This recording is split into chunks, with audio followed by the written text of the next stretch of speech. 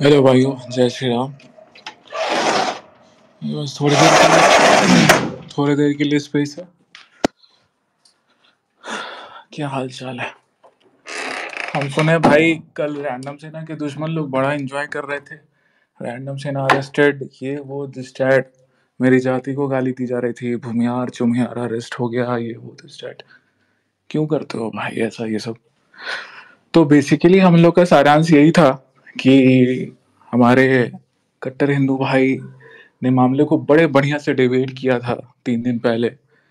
Maxon जैसे बच्चे को वो करके अब मैक्सन मेरे से पास आया कि भाई हेल्प कर देना। मैं मान गया। मेरे से एक गलती हो गई कि मैंने भी उस चीज को मतलब कर दिया कि हाँ भाई ठीक है, चलो एफआईआर कर दो। कर लिया वो अपना काम। फिर उसके बाद फिर एलवेश भाई को मुद्दा मिल गया मुनव्वर का, बात छुपाने का, बात को दबाने का। एलविश भाई फिर उनकी फटी। फिर रैंडम सेना के पास आए भीख मांगने कि भाई मैटर सुलझा दो। हम जब पहले बोले कि नहीं, आप पहले माफी मांगिए, तो वो बोल रहा है, वो एक्सेप्ट कर रहा है। अगर आपको लगता है कि वो माफी नहीं मांगने वाला था तो आप सुनिएगा ध्यान से, वो एक्सेप्ट कर रहा है। हाँ वो होगा, लेकिन पहले तुम ये मैक्सन वाला मुद्दा सुलाओ। वो माफी मांगने को बिल्कुल रेडी था, लेकिन पहले मैक्सन वाले में इनकी फटी पड़ी थी, तो इन्होंने पहले मुझे किया अप्रोच। अब इन्होंने नहीं मैं नहीं माना, तो ये दूसरे के पास गए, कोई दलाल के पास गए। अब भाई साहब मैटर सुलझा गए और फिर वाहवाही लूटने लगे। अब बात हो गया, अभी इतने ही कोई स्टिक थे, मेरा फोटो भी लीक कर दिए। ठीक है। फिर इनकी गलती हुई, इनकी फटी, ये अपने इंस्टा स्टोरी से डिलीट भी कर दिए। फटने के बाद फटती भी है, सिस्टम की फटती भी है। फिर उन्होंने डिलीट भी कर दिया। आप बेचारे सोचे कि वह बहुत बढ़िया से सरप्रेस कर लिए बात को। लेकिन मैंने जो एलिगेशन लगाया है, कुछ भाई लोग बोल रहे हैं कि भाई प्रूफ दो लड़की वाला। तो एलविश भाई, मैंने बोला है ना कि आप और आपकी टीम लड़कियों के साथ सोई है मीटअप के नाम पे। इस पे कुछ स्टेटमेंट दे दो कि मैंने कुछ गलत बोला है। फिर मैं रिकॉर्डिंग सबसे पहले आपका, आपके भाई का रिकॉर्डिंग डालता हूँ कटारिया का, कि कटारिया किस तरह से बोला है। नहीं नहीं, एलविश ने बहुत लड़कियों के साथ सोया है। एलविश धीरे धीरे डालेंगे आराम से। फिर दूसरा क्वेश्चन ये है एल्विश भाई, कि आप सट्टा क्यों प्रमोट करते हैं? सट्टा प्रमोट करना सही है? अपने ऑडियंस को सट्टा खिलवाना सही है? पहली चीज, आपको पता नहीं है कि क्या होता है। सट्टा प्रमोट करते हैं ये लोग 25 लाख 50 लाख रुपया लेके। उसके बाद फिर जो ऑडियंस खरीदती है, ऑडियंस सट्टा लगाती है, पैसे हारती है, उसके बाद थर्ड पार्टी ऐप से लोन लेती है और फिर पैसे नहीं चुका पाती है, तो उनका अर्पित बाला ने भी यही मजाक मजाक उड़ा के यही चीज डाला था। अब लोग बोल रहे होंगे कि मैं ईगो सेटिस्फाई कर रहा हूँ। नहीं, मैं बिल्कुल ईगो सेटिस्फाई नहीं कर रहा हूँ। ईगो एल्विश भाई का है कि एल्विश भाई माफी नहीं मांगे हिंदू से। वो चैरिटी मैच के नाम पे 10-10 बार गले मिले हैं। चैरिटी मैच में ये नहीं बोला गया था कि आप स्टोरी डालना होगा, आपको कंपलसरी है। चैरिटी मैच में ये नहीं बोला गया था कि आप पीछे बैक स्टेज में जाके मुनव्वर फारूकी के बारे में तारीफ करें। और मैं एक चीज और, मैंने पहले ही वीडियो में बोल दिया कि मैं अब टट्टो को रिप्लाई नहीं करूंगा। एल्विश भाई के टट्टो को नहीं रिप्लाई करूंगा। अपने बाप को बोलो, बाप बाप आए सामने से। बाप की तो फटी हुई है। रेशियो हमने पहले ही कर दिया था। अब मैं मल्टीपल ट्वीट्स कर रहा हूँ तो एंगेजमेंट का तो आप ओ सॉरी, आपको तो समझ में नहीं आएगा, क्योंकि एल्विश के टट्टो को तो ना रैंडम से नहीं ने एल्विश के टेलीग्राम चैनल से समझाया था सब कुछ, कि कैसे ट्रेंडिंग कराया जाता है, कैसे सैंपल ट्वीट्स बनाए जाते हैं। तो इन लोगों को क्या ही समझ में आएगा। देखो भाइयों, मुद्दा फिर से भटकाने की पूरी कोशिश की जाएगी। मैं जानता हूँ एल्विश कल फिर एक विक्टिम कार्ड खेलने को आएगा, लेकिन मुद्दा इस बार नहीं भटकेगा। एल्विश भाई माफी नहीं मांग, मैं ये चाह रहा हूँ कि एल्विश भाई बस एक डाले कि हमारे चाहने वालों को बुरा लगा, तो मैं माफी मांगता हूं और मैं मुनव्वर फारूकी से आगे नहीं मिलूंगा। रैंडम से ना भी मैं, चलो मैं इस चीज के लिए भी बोलता हूं कि मैंने जो कुछ भी रिटेलिएशन में, आपके टट्टो के वजह से मैंने रिटेलिएशन में कुछ बोला होगा, मैं उसके लिए माफी मांग लूंगा। आप चलिए इस चीज में भी खुशी, मैं इस चीज में भी, क्योंकि मेरे लिए ईगो ज्यादा इंपॉर्टेंट नहीं है। आप ये चीज अगर नहीं मानते हैं तो ये तो उनका ईगो है एल्विश भाई का। अब एल्विश भाई का ईगो है तो रैंडम सेना का भी स्ट्राइक रेट 100% है।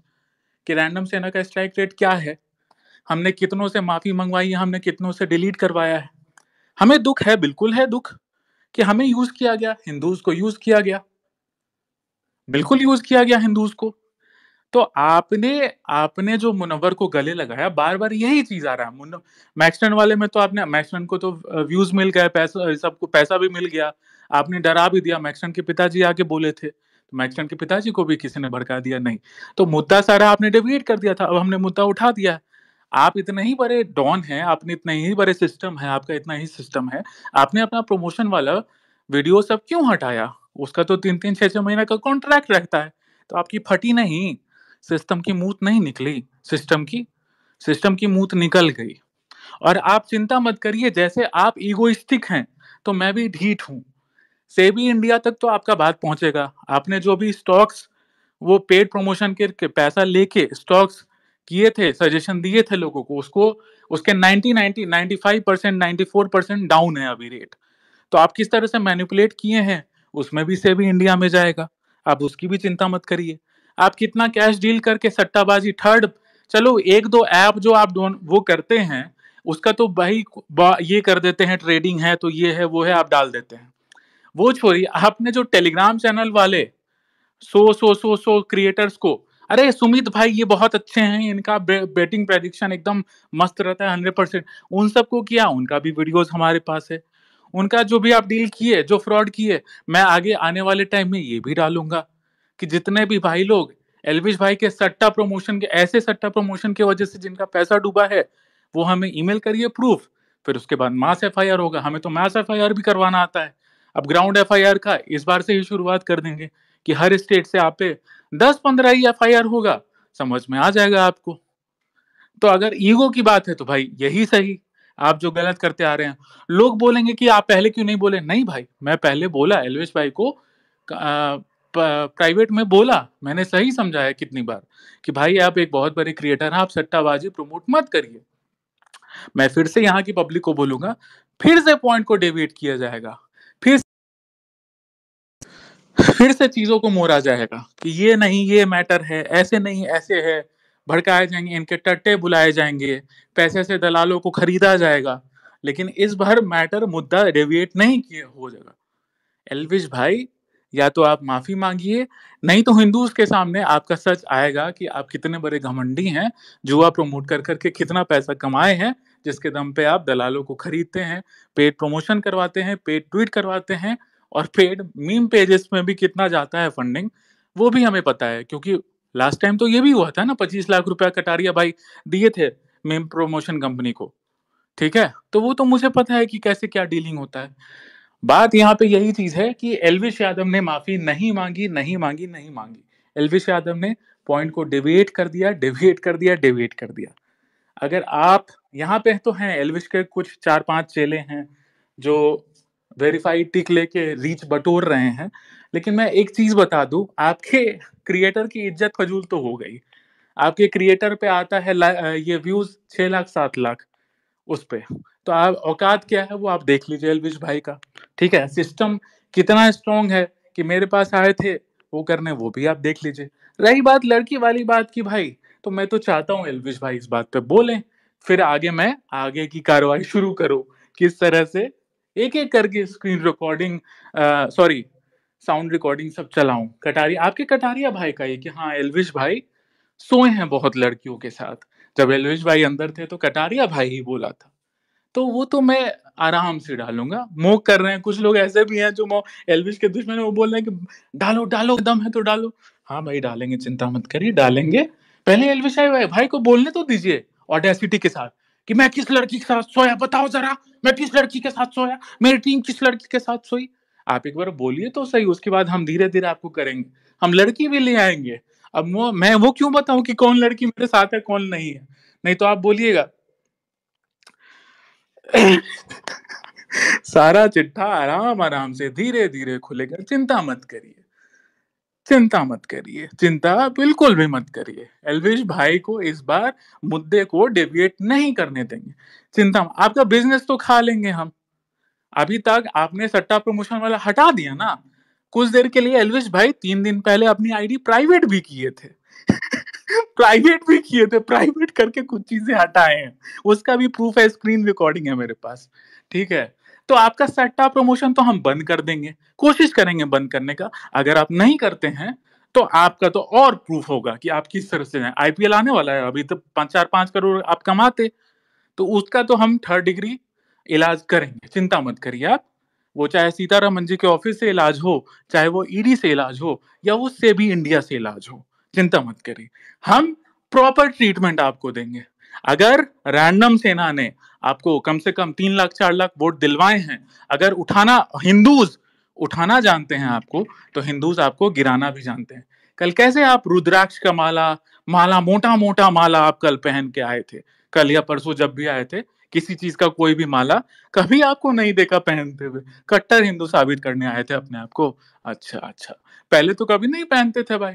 ओ, अपने व्लॉग में भी बोले हैं, ये रियल हिट के उसमें भी आप बोले हैं कि मैं हिंदू मुस्लिम नहीं करता, मेरे कैमरा में मुस्लिम है, मेरा एडिटर मुस्लिम है, मेरा ये है वो है।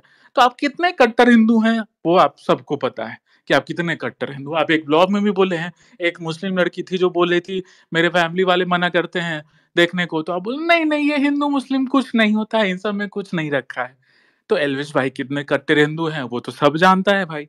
और एल्विश भाई के जो मजदूर हैं वो तो डिफेंड करने के लिए किसी भी तरह से आ ही जाएंगे। अभी 2 लड़की का मैंने स्क्रीनशॉट डाला जो बोल रही है लड़की वाले एलिगेशन पे, जिसका प्रूफ मेरे पास है। एल्विश यादव का वेट कर रहा हूँ कि आप कुछ टिप्पणी कीजिए तो मैं आपका इलाज करूं अच्छे से।